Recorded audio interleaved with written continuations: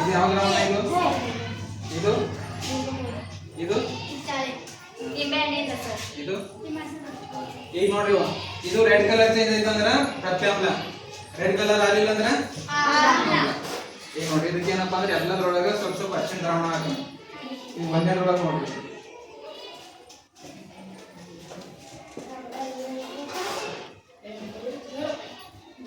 ಇದು ಏನದ? ಇದು ವಿನೆಗರ್ ಅದ ಇಲ್ಲ? ಚೇಂಜ್ ಆಯ್ತಾ ಕಲರ್? ಅಂದ್ರೆ ಚೇಂಜ್ ಆಗಿಲ್ಲ ಅಂದ್ರೆ ಇದು ಏನಿದು? ಆಮ್ಲ.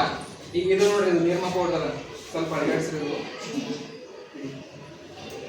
ಈಗ ಇದಕ್ಕೆ ಅರಿಶಿನ ದ್ರಾವಣ ಹಾಕಿದಾಗ ಇದು ಕಲರ್ ಚೇಂಜ್ ಆಗ್ತದಿಲ್ಲ ನೋಡ್ರಿ. ಇದು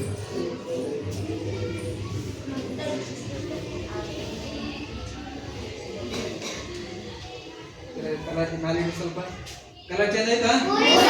ಆಯ್ತು ಅಂದ್ರೆ ಕೆಂಪ್ ಕಲರ್ ಆಯ್ತು ಅಂದ್ರೆ ನಿರ್ಮ ಪೌಡರ್ ಏನು ಆಮ್ಲನ ಪ್ರತ್ಯಾಮ್ಲ? ಪ್ರತ್ಯಾಮ್ಲ. ರೆಡ್ ಕಲರ್ ಆಯ್ತಲ್ಲ? ಇದೇನಲ್ಲ?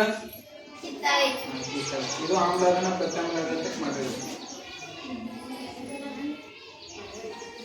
ಕಲರ್ ಚೇಂಜ್ ಆಯ್ತು ಇಲ್ಲಿ ಚೇಂಜ್ ಆಯ್ತಾ ಕಲರ್?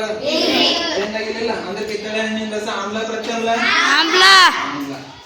ಇದೇನದವ? ಇದು ಮಾಡಕ್ ನೋಡಿ.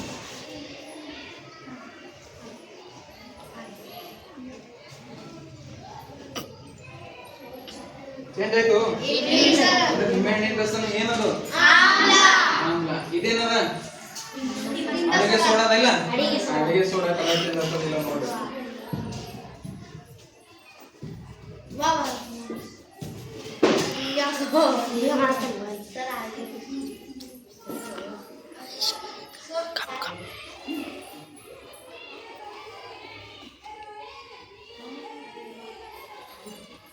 ಚೇಂಜ್ ಆಗತ್ತದ ಇಲ್ಲ?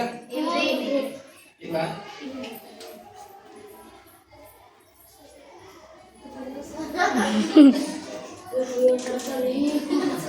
ಈಗ ಈಗ ಸ್ವಲ್ಪ ರೆಡ್ ಕಾಣುತ್ತೆ, ಸ್ವಲ್ಪ ರೆಡ್ ಕಲರ್ ಅಂತಂದ್ರೆ ಇದು ವಿನೆಗರ್ ಏನ್ ಆಸಿಡ್ ಬೇಸ್ ಸಾರಿ ಅಡಿಗೆ ಸೋಡಾ ಏನು ಆಮ್ಲನ ಪ್ರತ್ಯಾಮ್ಲ? ಅದು ಪ್ರತ್ಯಾಮ್ಲ ಹೌದಿಲ್ಲ? ಪ್ರತ್ಯಾಮ್ಲ ಯಾವಾಗ ಹೇಳ್ರಿ? ಯಾವ್ಯಾವ ಪ್ರತ್ಯಾಮ್ಲ ಪೌಡರ್ ಮತ್ತೆ ಉಳಿದಿವು ಕಿತ್ತಳೆ ಹಣ್ಣಿನ ರಸ, ನಿಂಬೆ ರಸ ಮತ್ತು ವಿನೆಗರ್